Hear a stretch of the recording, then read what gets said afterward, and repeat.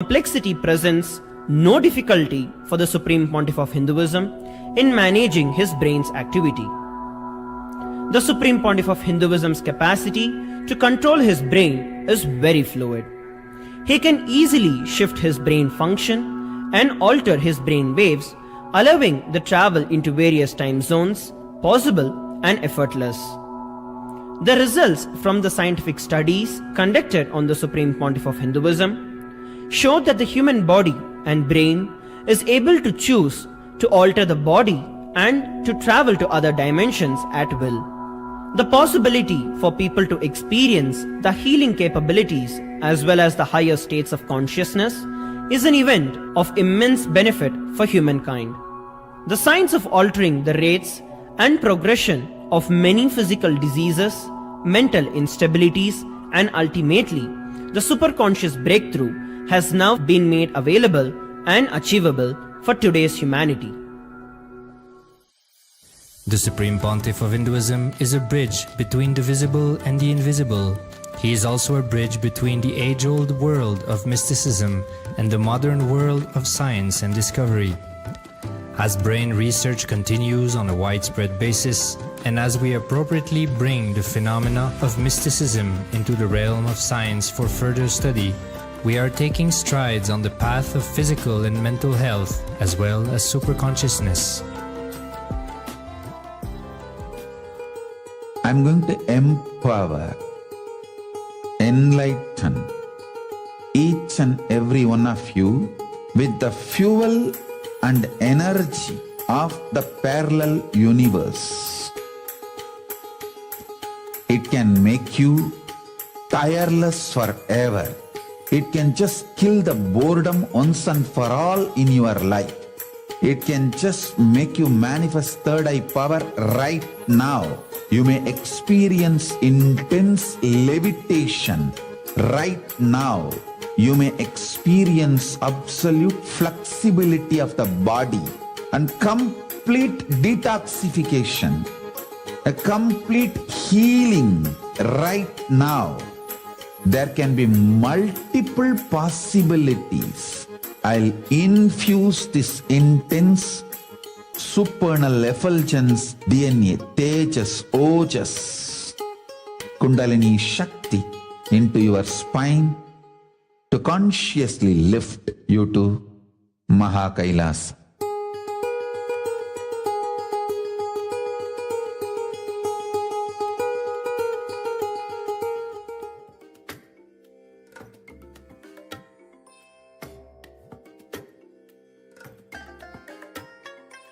I bless you all. Let you all open all your three eyes and manifest the powers of Mahasadashiva. Om Nithyananda Paramashivoham.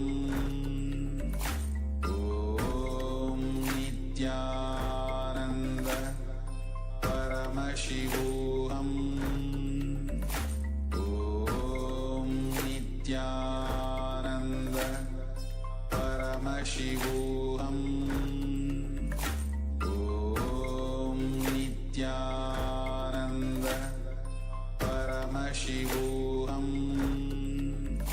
Om Nithyananda Paramashivoham. Om Nithyananda.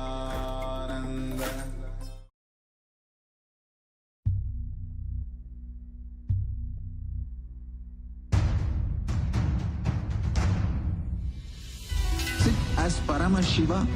Inhale and exhale deeply with 25 heads and 75 eyes and 50.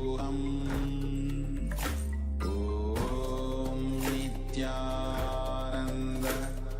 Paramashivoham. Om Nithyananda Paramashivoham. Om Nithyananda Paramashivoham. Om Nithyananda Paramashivoham. Om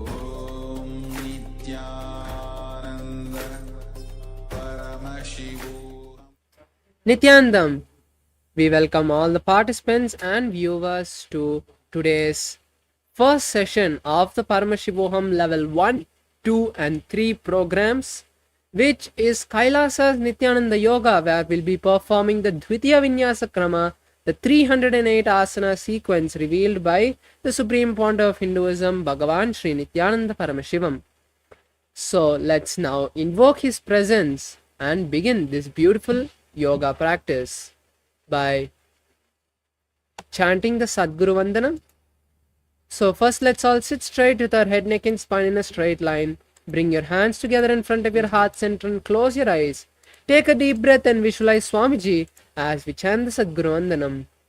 Nityanandam Paramasukadam Kevalam Jnanamurtim Dvandvatitam Gagana Sadrisham Tattvamasyaadilaksham Ekam Nityam Vimalamachalam Sarvadi Sakshibhutam Bhavatitam Trigunarahitam Sadgurum Tam Namami.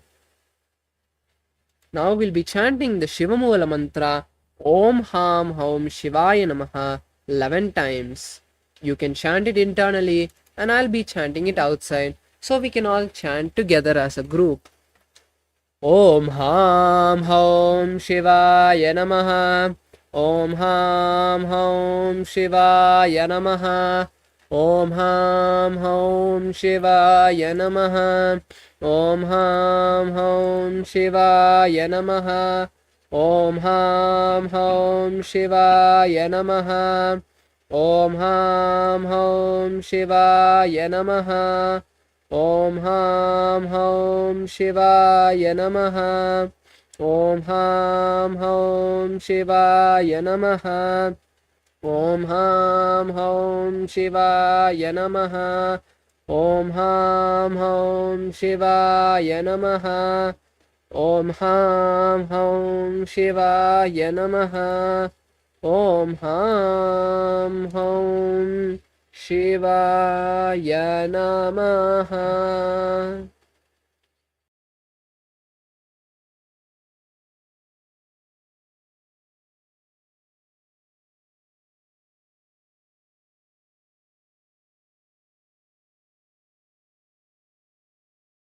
Now let's perform the Tattvachamanam, the ritualistic cleansing. Please take your Panchapatram and Uddharni and place it in front of you.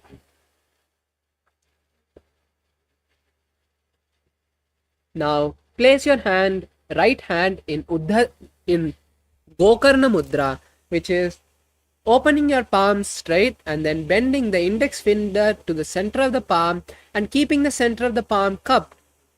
Then pour a spoon of water, Uddharni of water, onto the palm and drink it at the end of the mantra. Om Atma Tattvam Shodhayami Swada. Pour another spoon of water. Vidya Tattvam Shodhayami Swada. Pour another spoon of water. Shiva Tattvam Shodhayami Swada. Now wash your hands with a spoon of water. Now with the base of the right hand thumb touch, wipe the upper and lower lips.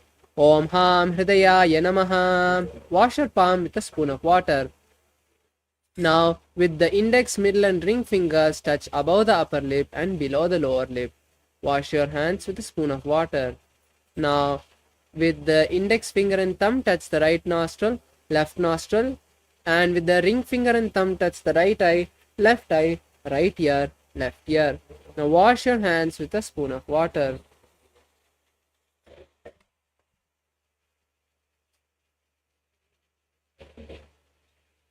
Now with the little finger and thumb touch the right eye, left eye, with the little finger and thumb touch the navel, the right chest and the left chest, and with all the fingertips touch above the head, the right shoulder, the left shoulder and the heart center. Wash your hands with a spoon of water. Now we'll be performing the Sankalpa, the conscious resolution. Now visualize a particular desire you want to manifest today and holding that desire in your inner space intensely. Place your right palm on your left palm and place both the hands on the right thigh and As we chant the mantra, visualize it happening. Om Mamopata Samasta Duridakshaya Dwara Bhagavat Shri Nithyananda Paramashiva Prityartam Shri Nithyanandeshwari Paramashiva Shakti Sameta Shri Nithyanandeshwara Paramashiva Prityartam Cha Adhya Purvokta Evam Guna Visheshena Vishishtaya Asyam Shubhaditau Puranarogyakta Dhragatriyogik Sharira Siddhyatam Paramashiva Shakti Avishkarnatam Nityananda Yoga Abhyasam Karishye Om Apaupasprisya. Now wash your hands with a spoon of water and keep the Panchapatram and Uddharni aside.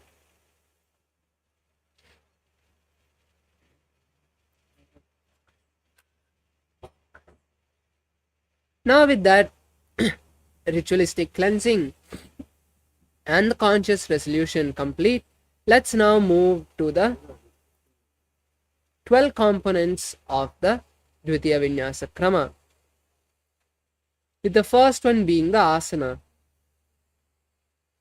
Now, the asanas are the various body postures that we'll be performing, and I request all the participants with any ailments, if you are pregnant or you have any special issues, to not perform any of the inverted asanas or asanas with lot of difficulty. Do what you can, and make sure that you also consult your doctor. So with that, let's move to the next component, the pranayama. The pranayama are the various breathing techniques. They help intensify the prana intake, the intake of life energy into our bodies. So perform the different pranayamas for the sets of asanas, different sets of asanas as they are announced by the Acharya. The next component is the mudras, the various hand gestures and body gestures. These are like switches to activate certain set of energy channels in the particular asanas to activate the energy centers. Now we move to the next component, which is the bandha. The bandhas are the various body locks. As we compress our muscles, contract our muscles, we push the prana energy in our spine, we push the kundalini energy in our spine to the third eye by the bandhas. Keep on pressing the each muscles, and that helps push the kundalini like a pipe to the sahasrara, the crown center, and the third eye. The 4 bandhas that we'll be performing is the Moola Bandha, shown in a red circle. This Moola Bandha will be performing throughout the Dvitiya Vinyasa Krama. Next is the Udyana Bandha, the stomach lock, pulling the stomach in and up, shown in a yellow circle. The Jalandhara Bandha, locking the chin to the chest, in blue circle. And finally Mahamudra Bandha in a purple circle, like in this first asana, Sukhasana. Now we move to the next component, which is the visualizations. The visualizations are also an important component.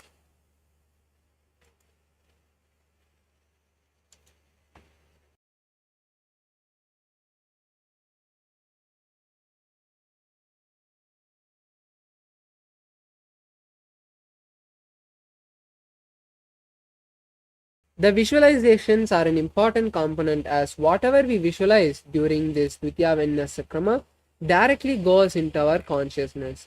So visualizing the various gods, sages and other sacred products, spiritual symbols intensely sends those vibes to our bioenergy. And with that we move to the next component, which is the japa.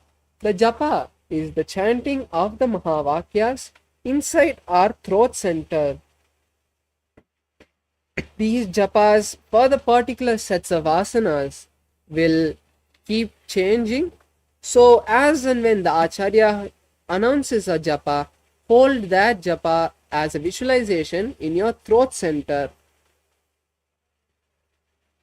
The next is the karana, the dance postures. The various karanas are the various dance postures that were performed by Paramashiva himself as he performed the cosmic dance.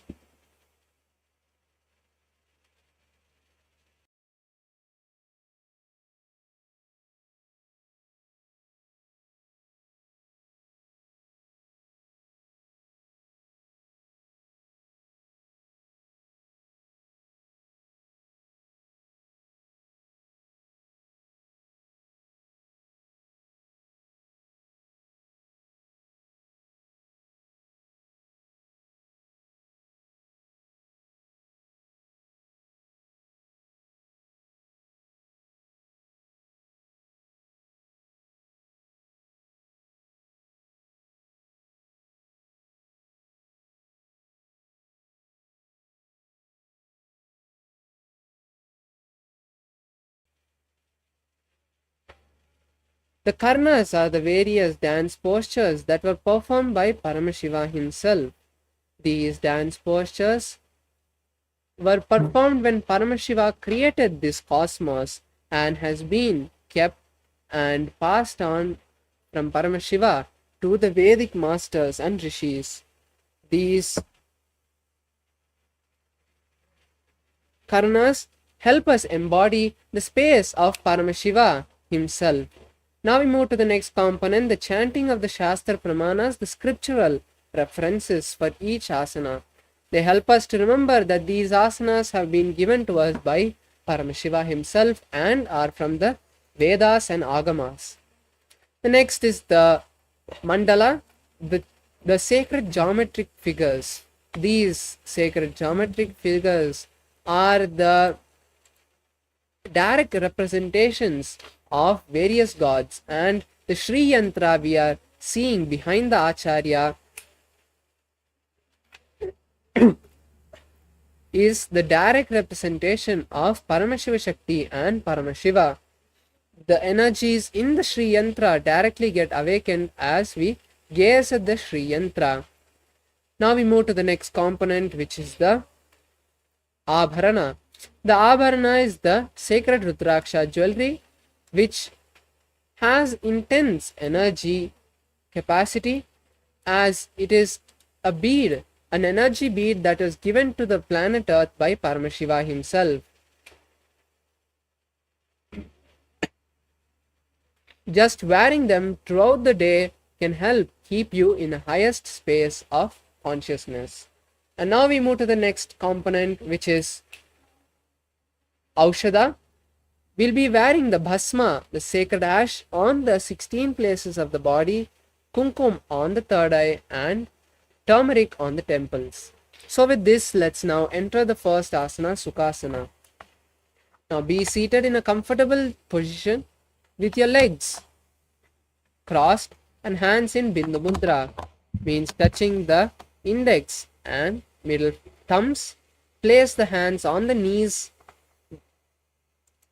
Visualize Paramashiva. Start performing the Mahamudra Bandha, and the pranayama for the following asanas will be Samana Kumbhaka, which is inhaling, visualizing intense gastric fire, and then rising through your spine and then exhaling. Hold the japa Soham in your inner space. तत्सुखासनमित्युक्तम् अशक्तस्तत्समाचरेत् आसनं विजितं येन जितं तेन जगत्त्रयम्. Now we move to the next asana, which is Parvatasana. Now sit with your legs in the same position or in Padmasana. Bring your hands above the head with the palms together. Visualize Mount Kailas and perform the Mahamudra Bandha. अथ पक्ष्ये महादेव पर्वतासनमङ्गलं यत्कृत्वा स्थिररूपी स्यात् षट्चक्रादिविलोपनम्. The next asana is Halipavasana. Now bring the soles of the feet together and interlace the fingers behind the back in Parashamudra. Visualizing Swamiji in your inner space, lean down and place your forehead on the soles of the feet. Perform the Mahamudra Bandha. पूरव विधियाहु में जानो उभय पगतली संपुट ठानो. Next asana is Nagi Pavasana. Now rise up, bring the forearms to the shins and the palms to the feet. Cup the palms and place the forehead once again on the heels, visualizing a snake gazing through the nose and performing the Mahamudra Bandha. पूरव विधि परि आगाने नीचौ वीकहूनि फणास्यो लगाये. हाथ आगाने धरती लगावे पसारी दो वो हाथ की अंजूली करे. The next asana is Kokilasana. Rise up, hold the big toes of each foot and raise them up towards the sky and then cross the legs in Padmasana. Visualize a bird and perform the Mahamudra Bandha. अथान्यदासनं वक्ष्ये येन सिद्धो भवेन्नरः. अकस्मात् वायुसञ्चारं कोकिलाख्यासनेन च. Next is Netyasana. Raise up, fold opposite elbows and stack the ankles and knees. Then rotate the hands in one direction and then the other, visualizing Swamiji gazing to the nose and performing the Mahamudra Bandha. घोड़ा बावां पाद की आशमाहिली सोज. दक्ष चरण को बार लौता परिगुल्भ समोज. Next is Gajasana. Place the hands and feet on the mat and raise to a plank position with the hips raised. Now scoop the body repeatedly towards the floor and perform the Udyana Bandha and visualize an elephant. न्युब्जं पादाग्रे भूमौ कृत्वा लम्बी भूया मस्तकाग्रे निधाय.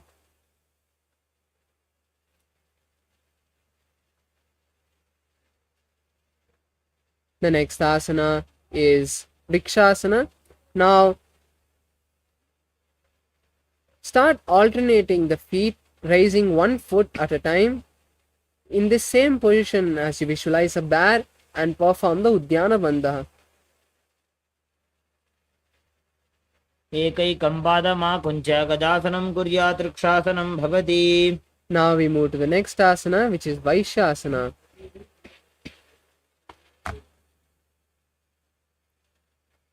Now stand tall on the tip of your toes and bring the index, middle and ring fingers to the heart center. Then visualize Swamiji perform the Udyana Bandha. केशेन पादयुगलं बद्ध्वा तिष्ठेत अधोमुखः. अथ वैश्यावक्षे यत्कृत्वा सत्यवान् भवेत्. Now we move to the next, which is the Urdhva Karana. Now come to a half squatted position and bring the palms to the chest and circle the right hand with the right leg and then place them on the same position and then perform on the left side. Repeat both sides again and again.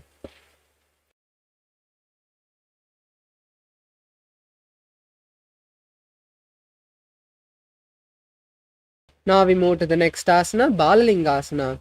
Now stand on one foot and raise the other foot to the chest. Interlace the fingers and hold the raised leg with the interlaced fingers. Visualize holding a baby and perform the Mahamudra Bandha. एकं जानु उरसि आलिङ्ग्य स्थातव्यं बाललिङ्गनं भवति.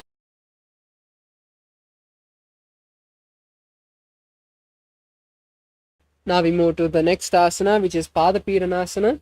Now pull one leg towards the buttocks and hold it with both the hands. Visualize Swamiji and perform the Mahamudra Bandha. स्थित्वैकस्मिन् पादतले कराभ्यां वेष्टयेत् तनुं पृष्ठे संस्थाप्य यत्नेन पादपीडनमासनम्. Now we move to Natarajasana. Now hold one leg from the inside with the respective hand and pull it backwards and up. Simultaneously raise the opposite hand forward and keep the fingers in Bindu Mudra. Visualize Lord Nataraja and perform Mula Bandha. उत्तानपादं क्रौञ्चं च मरीचिं वीरभद्रकं नटराजं त्रिकोणं च सुप्ताङ्गुष्ठप्रसारणे. Now we move to the next, which is Balalingasana on the opposite side. Now again interlace the fingers from the inside out, raise one leg to the chest, visualize holding a baby and perform the Mahamudra Bandha. उत्तानपादं क्रौञ्चं च मरीचिं वीरभद्रकम्. Now we move to the next asana, which is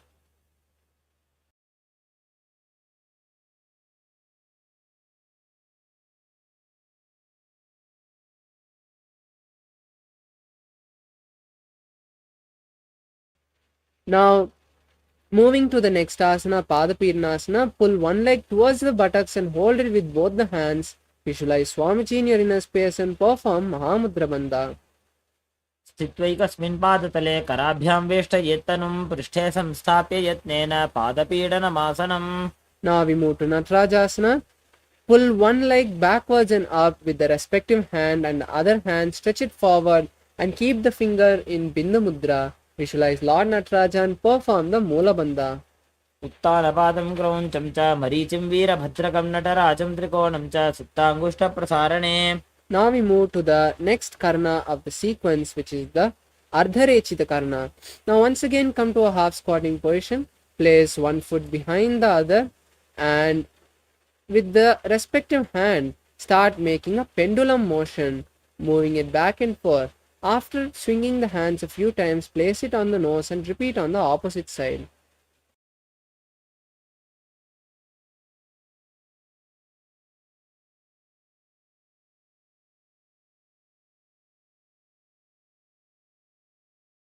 Now we move to the next, which is skeleton dance. Start intensely shaking your body in all directions without any particular pattern. In the way you're shaking your body, visualize all the laziness, tiredness, and boredom is leaving your system.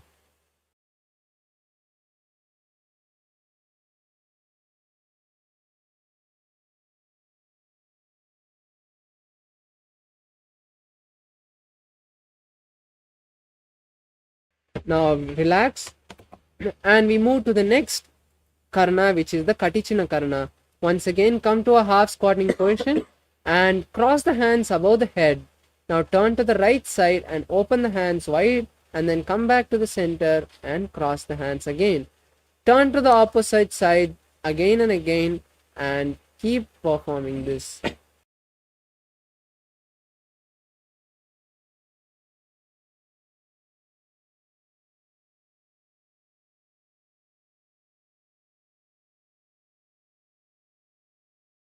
Now we move to the next, which is Tadasana. Now stand tall on the tip of your toes and raise the hands above the head, keeping them facing each other. Visualize a palm tree and perform the Mahamudra Bandha. Hold the new japa in your inner space, Shivoham, and continue to perform Samana Kumbhaka. महामुद्राबद्धकोनो ताडासनविभेदकान् विनोत्तानं सदा कुर्यादन्तर्वत्नीपतिप्रिया. Now we move to the next, which is Uttanasana. Slowly lean down and forward, bending the body and holding the feet and placing the head on the knees. Visualize Swamiji and perform Mahamudra Bandha. महामुद्राबद्धकोनो ताडासनविभेदकान् विनोत्तानं सदा कुर्यादन्तर्वत्नीपतिप्रिया. Now we move to Tarakshvasana. Come to a plank position with the hands at shoulder width. Tuck the chin to the chest and rotate the neck from side to side. Visualize Swamiji in your inner space. गजासनवस्थित्वा मस्तकं वारं वारं दक्षिणकुक्षिं सव्यकुक्षिं नयेत्. The next asana is Bhujangasana. Now place your upper body on the mat and lift the upper body with the help of the lower back muscles. Visualize a cobra. Open your mouth and inhale through the hollow of the throat and exhale through the nose in Bhujangani Mudra. अङ्गुष्ठनाभिपर्यन्तम् अधो भूमौ विनिन्यसेत् कराभ्यां च धरां धृत्वा ऊर्ध्वशीर्षफणीवहि. The next asana is Shashasana. Now rise up and alternate, bringing one knee to the chest. Repeatedly visualizing Swamiji. Start performing the Saja Kumbhaka, which is inhaling, holding the breath and exhaling comfortably. गजासन संस्थितो जानुद्वयमाकुञ्च्य वारं वारं कर्तव्यं शशासनं भवति. Now we move to Ratasana. Now alternate placing one foot between the palms. Keep jumping and visualize a chariot. गजासनसंस्थितो एकैकं पादं पुरोमार्गेण भ्रामयित्वा कर्तव्यं तथासनं भवति. Now relax and place one foot forward, the other foot back in Virabhadrasana. As you bend the forward leg in a 90-degree angle, raise the hands above the head. Keep the back legs knees straight. Visualize Lord Virabhadra, gaze to the third eye and perform the Udyana Bandha. वासिष्ठमथ कौण्डिन्यम् ऊर्ध्वकुक्कुटमेव च अष्टावक्रमथोत्तानं मयूरं सेतुबन्धनम्.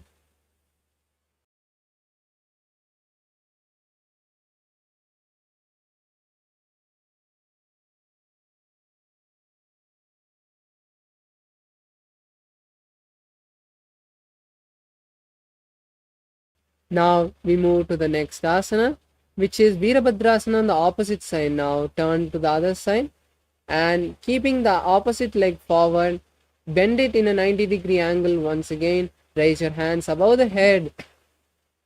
Face forward. Visualize Lord Virabhadra. Perform the Udyana Bandha. वासिष्ठमथ कौण्डिन्यम् ऊर्ध्वकुक्कुटमेव च अष्टावक्रमथोत्तानं मयूरं सेतुबन्धनम्. Now we move to the next asana, which is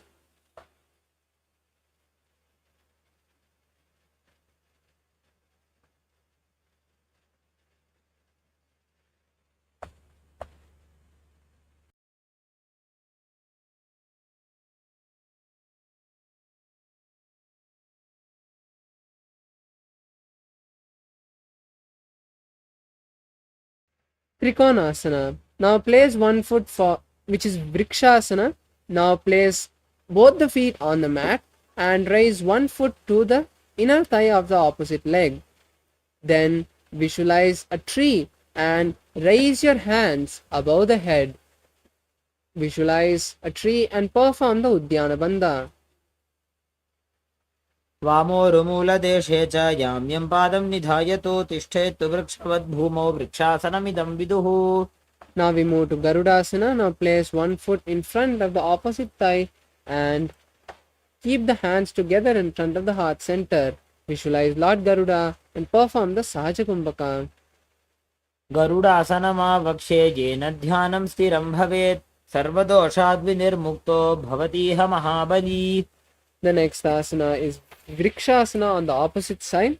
Now once again stand on both the legs and pull one leg towards the opposite thigh. Then bring the hands together and raise them above the head as you visualize a tree and pull the stomach in and up in Udyana Bandha. वामोरुमूलदेशे च याम्यं पादं निधायतु तिष्ठेत्तु वृक्षवद्भूमौ वृक्षासनमिदं विदुः. The next asana is Garudasana. Now place one foot in front of the other thigh and visualize Lord Garuda as you keep your hands in front of your heart center in Garudasana. गरुडासनमावक्षे येन ध्यानं स्थिरं भवेत् सर्वदोषाद्विनिर्मुक्तो भवतीह महाबली. Now we move to Trikonasana. Now place one foot forward and the other leg back. Then stretch the hands parallel to the ground and place the hand of the foot which is forward down and the other hand raise it to the sky and gaze at the sky as well as visualize a triangle in Trikonasana. उत्तानपादं क्रौञ्चं च मरीचिं वीरभद्रकं नटराजं त्रिकोणं च सुप्ताङ्गुष्ठप्रसारणे. Now we repeat Trikonasana on the opposite side as switch the position of the feet and turn, placing the hand on the ground on the opposite side. Raise your other hand to the sky and visualize a triangle. उत्तानपादं क्रौञ्चं च मरीचिं वीरभद्रकं नटराजं त्रिकोणं च सुप्ताङ्गुष्ठप्रसारणे. Next asana is Nikutaka Karna. Now stand in Araimandi, the half squatting position. Keep the palms facing each other and alternate raising one heel and switching the position of the palm.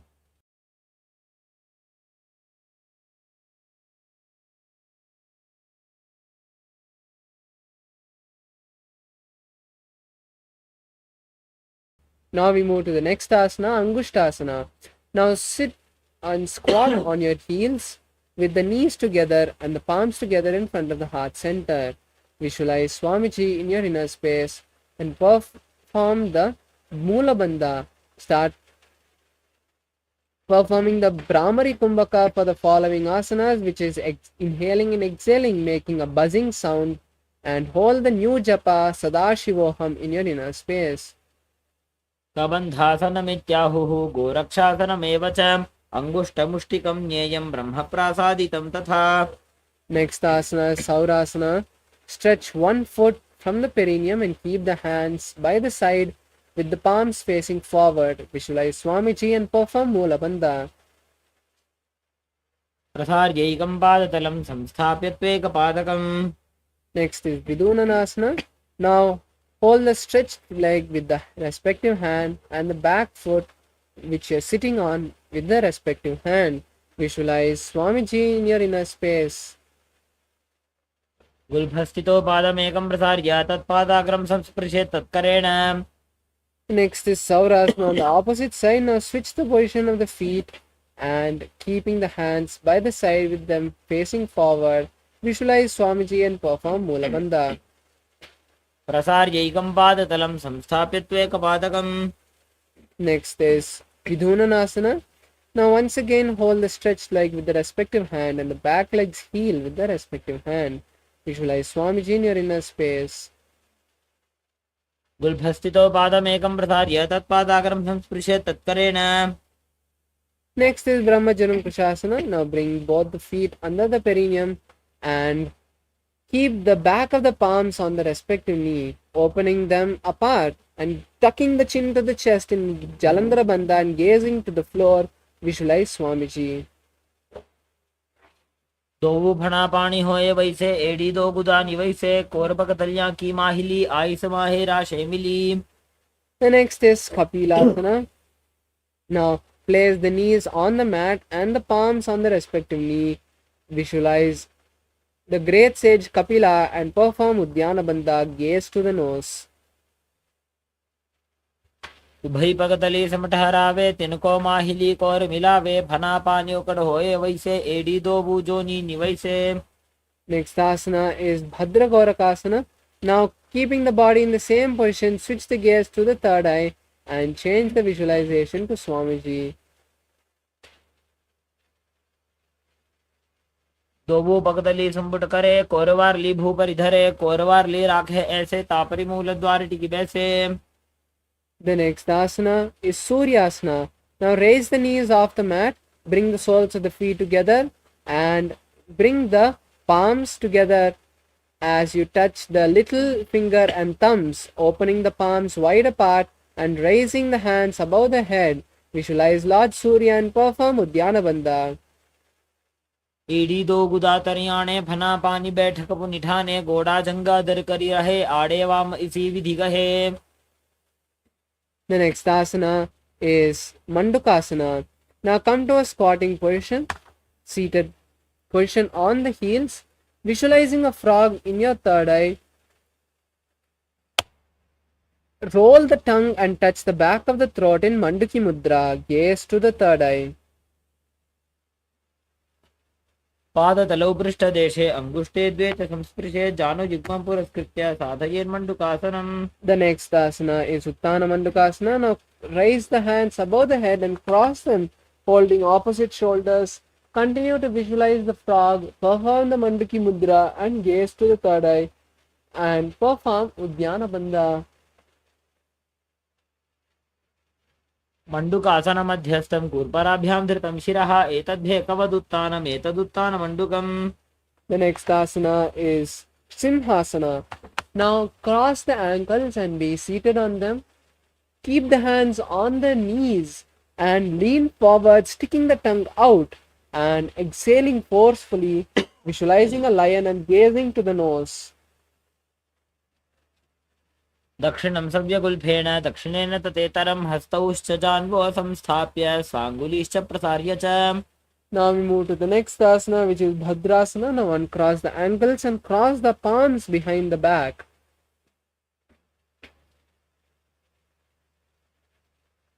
Hold opposite big toes with the index and middle finger. Tuck the chin to the chest in Jalandhara Bandha and gaze to the nose. गुल्फौ च वृषणस्याधो व्युत्क्रमेण समाहितः पादाङ्गुष्टौ कराभ्यां च धृत्वा च पृष्ठदेशतः.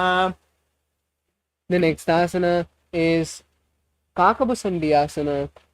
Now bring the soles of the feet together, flat on the mat, and in this squatting position, wrap the knees from the inside and around, interlacing the fingers behind the back.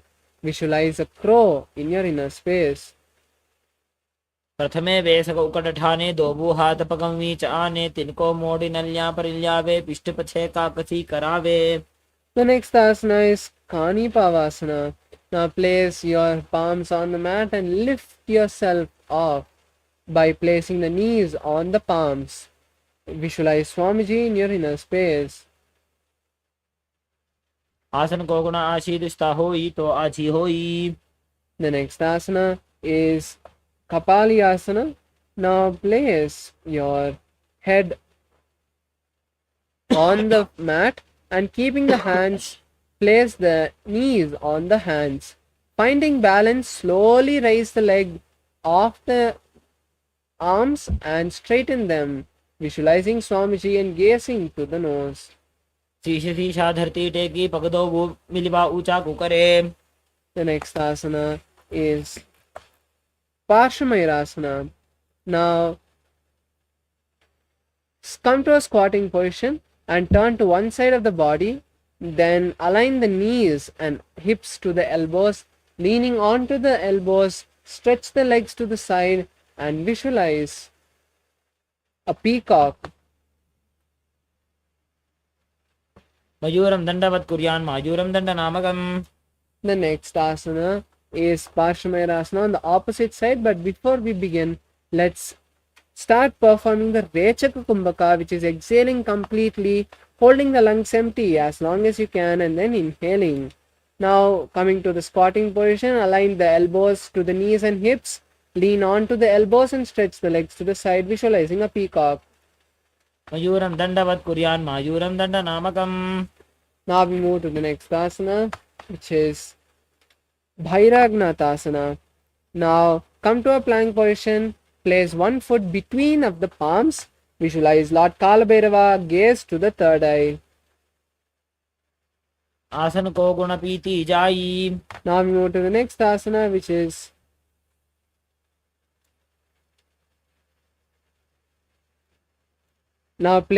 we'll perform Bhairagnathasana on the opposite side. Now place the opposite foot between the gaps of the palms and visualize Lord Kalabhairava, gaze to the third eye. आसन को गुण पीति जाई. Now we move to the next asana, Unmukha Pitasana. Now place the forearms on the mat from the plank position and visualize Swamiji in your inner space, gazing to the third eye. भून्यस्तौ जानुनि हस्तौ चतुष्पदम वाङ्मुखम उत्थापिताङ्घ्रियुगल कटिस्थलमभिरुका. Now we move to the next asana, Vashishtasana. Now rise up to a tall plank position, roll onto one hand and stretch the other hand towards the sky. Visualize sage Valmiki and perform the Moola Bandha. ऊर्ध्व कुक्कुट वासिष्ठ मरीचि हल मत्स्यकं परिवृत्तिं चोदरस्य विविधं धनुरासनम्. Now we move to the next asana, which is Vashishtasana on the opposite side. As you once again repeat this asana on the opposite side and keep the feet together, visualize sage Vashishta and gaze to the sky. ऊर्ध्व कुक्कुट वासिष्ठ मरीचि हल मत्स्यकं परिवृत्तिं चोदरस्य विविधं धनुरासनम्.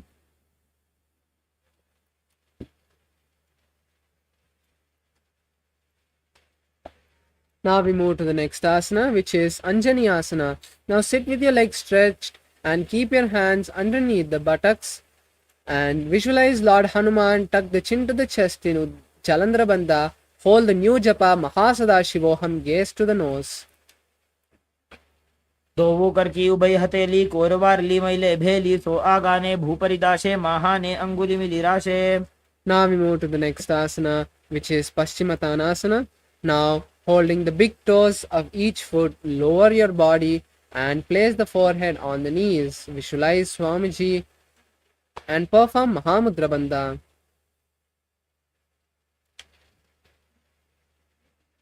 जानु परिललाटन्तु पश्चिमं तानमुच्यते येन केन प्रकारेण सुगन्धार्यं च जायते. Now we move to the next asana, which is Ugrasana. Now interlace your fingers behind the neck and lower the upper body to the feet, keeping the elbows outside of the knees and the head between the knees. Visualize Goddess Kali and perform Mahamudra Bandha. स्वपाणिभ्यां दृढं धृत्वा जानुपरि शिरोऽन्यसेत् आसनोऽग्रमिदं प्रोक्तं भवेदनिलदीपनम्. The next asana is Marichi Asana. Now pull one leg towards the perineum and wrap that leg from the inside and interlace the fingers behind the back. Visualize the great sage Marichi. उत्तानपादं क्रौञ्चं च मरीचिं वीरभद्रकं नटराजं त्रिकोणं च सुप्ताङ्गुष्ठप्रसारणे.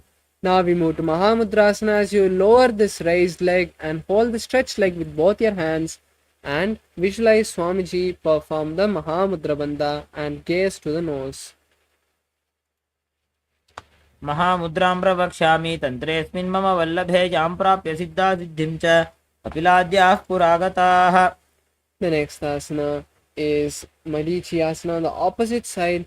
Now pull the opposite leg towards the perineum and straighten the other leg and wrapping the raised leg around and interlacing the fingers behind the back, lower the head to the stretched leg, visualizing the great sage Marichi. उत्तानपादं क्रौञ्चं च मरीचिं वीरभद्रकं नटराजं त्रिकोणं च सुप्ताङ्गुष्ठप्रसारणे. Now we move to the next asana, Mahamudrasana, as you lower the raised leg to the mat and hold the stretched leg with both your hands and then lower once again to the stretched leg. Visualize the Swamiji in your inner space and perform Mahamudra Bandha. महामुद्रां प्रवक्ष्यामि तन्त्रेऽस्मिन् मम वल्लभे यां प्राप्य सिद्धासिद्धिं च कपिलाद्याः पुरागताः. Now we move to the next asana, which is Bhadrasana. Now bring the soles of the feet together and keep the hands on the knees. Visualize Swamiji and gaze to the third eye. गुल्फौ तु वृषणस्यादः सीवन्त्याः पार्श्वयोः क्षिपेत पादपार्श्वे तु पाणिभ्यां दृढं बद्ध्वा सुनिश्चलम्. The next asana is Dwalipavasana. Push the feet slightly away from the perineum and keep the hands on the knees this time. Then visualize Swamiji, gaze to the third eye, tuck the chin to the chest in Jalandhara Bandha and continue to perform the Rechaka Kumbhaka. पूर्व चरपट चौक कख्यो सोजी वाही विधि जो कीजे सोजी जामे AD भिन्न जराशे अंगुल 8 अंतरो राशे. Now we move to Joni Asana. Now bring the soles of the feet to the perineum, hold the feet with the respective hands and lower the body down, placing the elbows on the mat and the forehead in front of the toes. Visualize the Yoni Mandala, the physical representation of Paramashiva Shakti. दोबू पकतली संबुड करे AD made के ढिंग दरे अर्धहात को अंतर राशे लीलाट पकथलियां ऊपर दाशे. The next asana is Virikipavasana. Raise up and stretch the hands to the side of the body, slightly pushing the feet away from the perineum. Visualize Swamiji and gaze to the nose as you lower the body and place the forehead on the heels with the hands stretched to the side. पूरब विधि परिपकथली संपूर्ण शोल एडी बिली राशे. The next asana is Siddha Samadhi Asana. Raise up and insert the hand between the gaps of the thighs and calves and place the palms facing up. Visualize Lord Surya and gaze to the nose.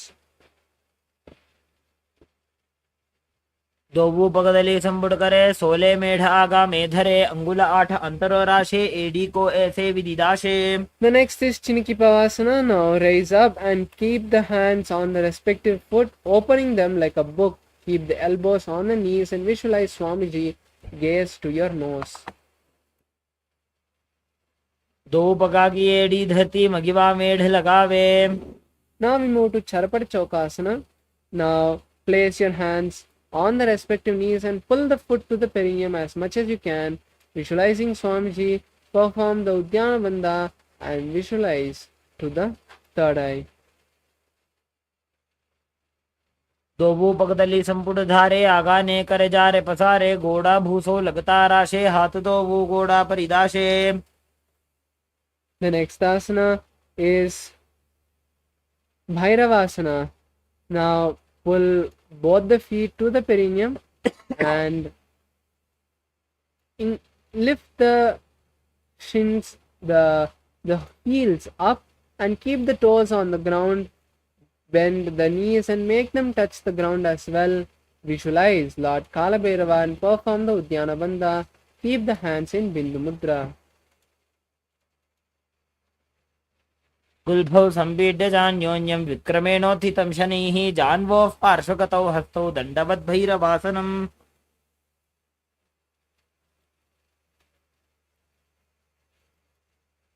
Now we move to the next asana, which is Samasana. Now please keep one foot by the perineum and other foot raise it to the chest. Visualize Swamiji and gaze to the third eye. Continue to hold the japa Mahasadaशिवोहम्. समानासनमावक्षे सिद्धमन्त्रादिसाधनात् एकपादमुरौ दत्त्वा गुह्योऽन्यलिङ्गवक्त्रके. The next asana is Apanasana. Place the raised foot on the respective shoulder. Stretch the other leg forward and up. Keep the hands by the side for balance and visualize Swamiji. केवलं पादमेकं च स्कन्धे चारोपि यत्ततः एकपादेन गगने तिष्ठेत दण्डवत् प्रभो. The next asana is Samanasana on the opposite side. Now once again place the other foot by the perineum.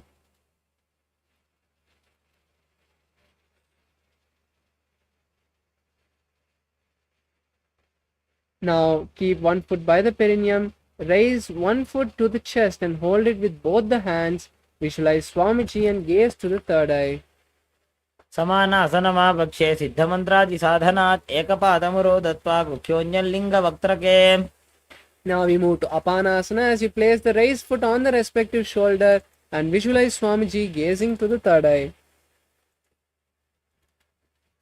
केवलं पादमेकं च स्कन्धे चारोप्य यत्ततः एकपादेन गगने तिष्ठेत दण्डवत् प्रभो. The next asana is Gomakasana. Now cross the feet, stack the knees, keep the feet by opposite hips and visualizing a cow. Gaze to the nose. Start performing the Sitkari Kumbhaka, which is inhaling through the clenched teeth. Gaze to the nose. सव्ये दक्षिणगुल्फं तु पृष्ठपार्श्वे नियोजयेत् दक्षिणेऽपि तथा सव्यं गोमुखं गोमुखं यथा. The next asana is Anusuyasana. Now hold the big toes with your index and middle fingers.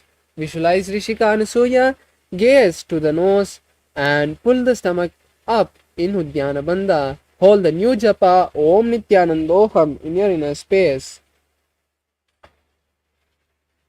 दक्षिण गोड़ो नीचो ठाने बाबों के ऊपर आने गोड़ा संधि मिलावे भारी आड़ा पतपुनि दे संधि पसारी.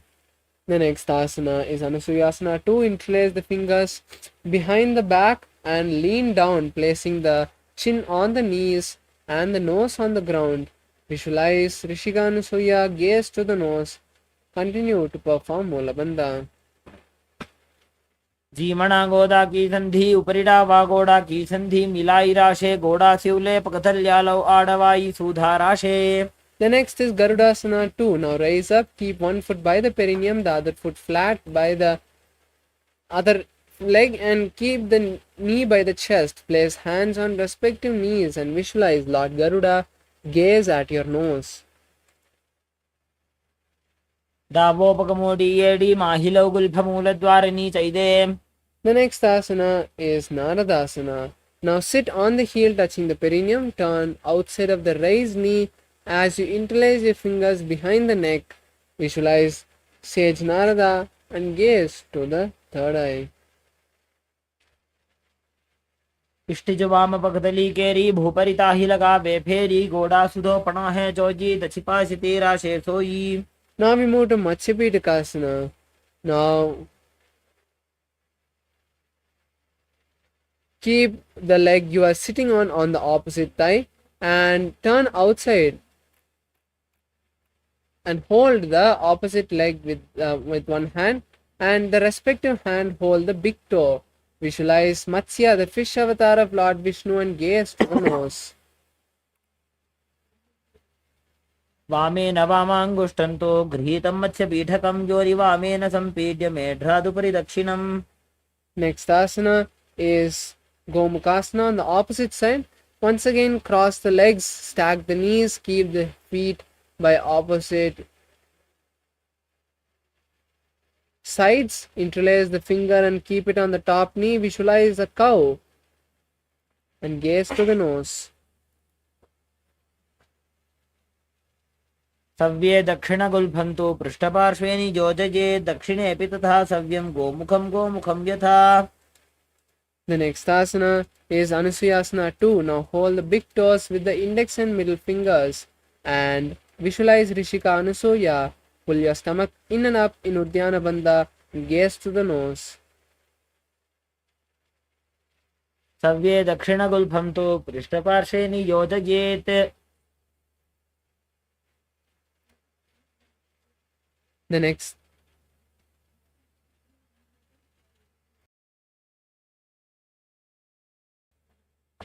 asana is Anusuyasana 2. Now interlace the fingers behind the body and lean down, placing the chin on the knee and the nose on the ground. Visualize Rishika Anusuya, gaze to the nose and continue to perform the Sitkari Kumbhaka. जीमणा गोदा की संधि उपरिडा वा गोड़ा की संधि मिलाई राशे गोड़ा स्योले पकतल्यालो आडवाई सुधा राशे. Now we move to the next asana, which is Garudasana 2. Now keep one foot by the perineum, the other foot flat by the chest, and visualize Lord Garuda and gaze to the nose. दावोपगमोडी एडी माहिलो गुल्फमूल द्वारिणी चैदे.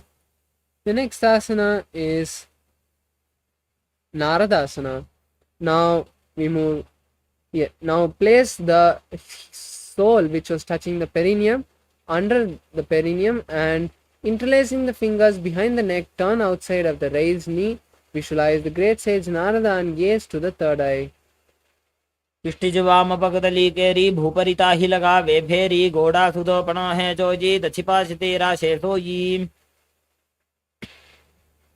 The next asana is Matsyapitakasana. Now place the sole which you are sitting on the opposite thigh and turn outside as you wrap your body with both the hands, holding the raised leg with one hand with the respective hand and wrapping the raised leg and holding the other leg with the opposite hand. Visualize Matsya, the fish avatar of Lord Vishnu, and gaze to the nose. वामेन वामाङ्गुष्ठन्तु गृहीतं मत्स्यपीठकं योनि वामेन सम्पीड्य मेढ्रादुपरि दक्षिणम्.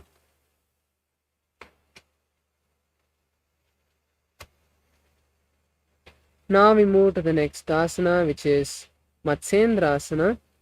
Now stretch both your legs, place the right leg on the left thigh or the left leg on the right thigh and bend the right leg. Turn outside of the right leg, keeping the left hand's elbow on the knee of the right leg and the right hand on the mat. Visualize Matsyendranatha as you gaze to the third eye. उदरं पश्चिमाभासं कृत्वा तिष्ठति यत्ततः नम्राङ्गं वामपादं हि दक्षजानुपरिन्यसेत्. Next is Kubhasana. Stretch the hand down to the foot and take the right hand and keep it on the right ear. Visualize a camel and gaze to the third eye. आसन को गुण झोलो जाए. Now we move to Matsyendranathasana 2. As you place the right hand back on the mat, continue to gaze at the third eye in form and visualize Matsyendranatha. मत्स्येन्द्रपीठं जठर प्रदीप्तिं प्रचण्ड रुक्मण्डल खण्डनास्त्रम्. अभ्यासतः कुण्डलिनी प्रबोधं दण्डस्थिरत्वं हि ददाति पुंसाम्. The next asana is Matsyendrasana. On the opposite side, now once again stretch the legs. This time place the right leg on the left thigh and bend the left leg. Then turn outside of the left leg. Keep the left hand on the mat and the right hand on the left knee. Visualize the great sage Matsyendranath and gaze to the third eye. उदरं पश्चिमाभासं कृत्वा तिष्ठति यत्ततः नम्राङ्गं वामपादं हि दक्षजानुपरि न्यसेत्. Now we move to Kubasana as you keep the right hand on the left leg and the left hand on the left ear. Visualize a camel and gaze to the third eye. आसन को गुण झोलो जाए. Now we move to Matsyendrasana 2 as now once again keep the hand on the mat behind and visualize the great sage Matsyendranath and gaze at the third eye. मत्स्येन्द्रपीठं जठर प्रदीप्तिं प्रचण्ड रुक्मण्डल खण्डनास्त्रम् अभ्यासतः कुण्डलिनी प्रबोधं दण्डस्थिरत्वं हि ददाति पुंसाम्. Now we move to Padmasana as you cross both the legs, keeping them on opposite thighs. Visualize Paramashiva, gaze at the nose, perform the Mahamudra Bandha, and start performing the Sitali Kumbhaka. आसनं द्विविधं प्रोक्तं पद्मं वज्रासनं तथा ऊर्ध्वोरुपरि चेत् धत्ते उभे पादतले यथा. Now we move to Padmasana 2, which is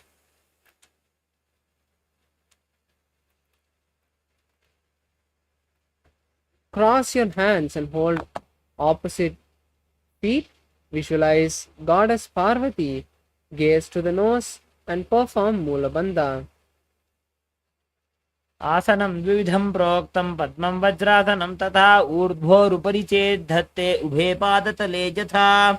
Now we move to Kukutasana as you insert your hands between the gaps of the thighs and calves. Lift the entire body off the mat. Visualize a rooster. पद्मासनं सुसंस्थाप्य नाड्वोरौरन्तरे करवो निवेश्य भूमा वासिष्ठे द्योमस्थः कुक्कुटासनः. Now raise onto your knees in Baddhakekiyasana and keep your palms on the mat with them facing the back side. Then lean the navel onto the elbows and lift the legs off the mat slowly. Visualizing Swamiji, start performing the Saja Kumbhaka for the following asanas. धरामोष्टभ्यकरद्वयेन तत्कोर्परि स्थापितानाभिपार्श्वः.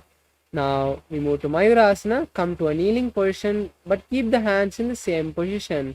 Visualize a peacock and once again lean the navel onto the elbows and lift the legs off the mat as you lean forward. अथ वक्षे Mahadev मयूरासनमुत्तमम्. Now we move to Makarasana. Now lie on the stomach.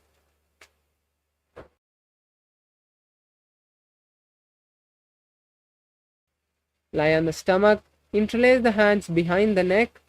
Keep the legs apart, facing sideways. Visualize a crocodile.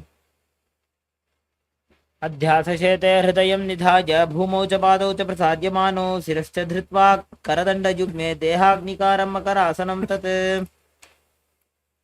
Now we move to Shalabhasana. Keep the hands by the side of the body. Lift the legs off the mat. Visualize a locust. Continue to perform the Mula Bandha. अध्यासशेते करयुग्मवक्षो भूमिमवष्टभ्य करयो स्थलाभ्यां पादौ च शून्ये च वितस्तिचोर्ध्वं वदन्ति पीठं शलभं मुनीन्द्राः.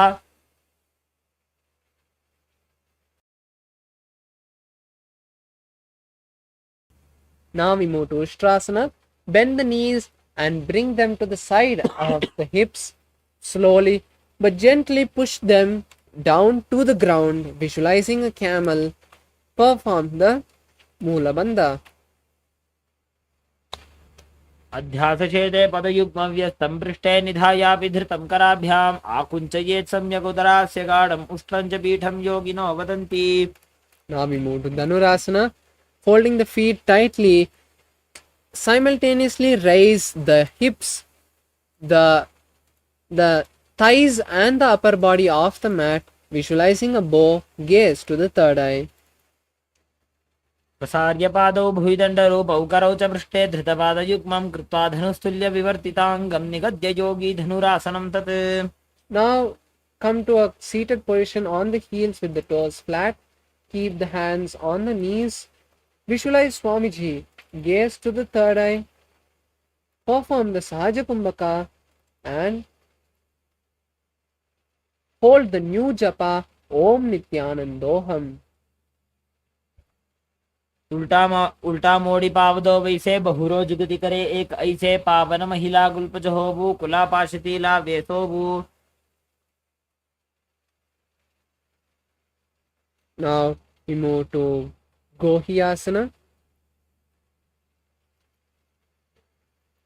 As you place the forearms on the mat and interlace the fingers, then keep the head between the interlaced fingers, raise the knees off the mat, walk the feet forward and kick the legs gently, keeping the legs bent. Balance here, visualizing Swamiji and gazing at the nose. दो हाथ की कहुनी जोजी पुनः कलाई जाने दोई. Now we move to the next asana, Shirsasana. Slowly raise the legs, straightening the knees. Visualize Swamiji, gaze at the nose. विपरीतं मण्डलं च द्विधैव विदितं हिनः. Now relax as we move to the next sequence of asanas, where we'll be performing the intense breathing Bastrika Kumbhaka. Now, in a seated position, keep your hands underneath the calves of each foot, then straighten the legs and bring the knees to the forehead. Visualize Swamiji and start performing the Bastrika Kumbhaka in Podhyasana. दो हाथ पग बाहर आने घोड़ा तरे का कथी ठाने. Now relax your feet.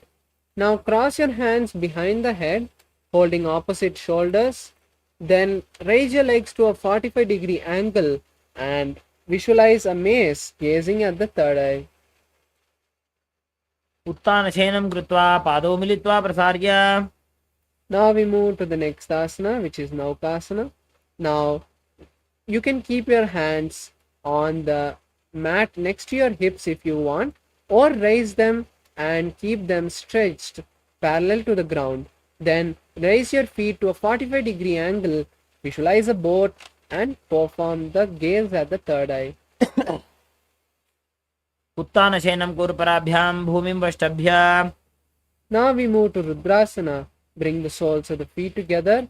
Insert the hands underneath the shins and hold the feet.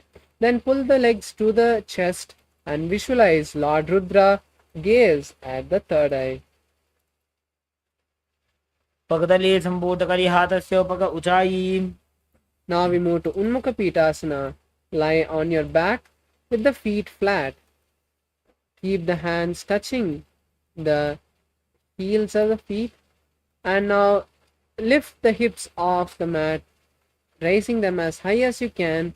Visualize Swamiji and gaze at the nose. ऊर्ध्वे च जानुनी कृत्वा शवित्वोर्ध्वमुखं तथा उत्थाप्य हस्तौ तिष्ठेत्तु पीठ उन्मुख नामके. Now lie down, completely relaxing your body. Stretch your legs. Keep your hands by the side of your body with the palms facing up. First, unclutch from all the movements. Let the breathing relax.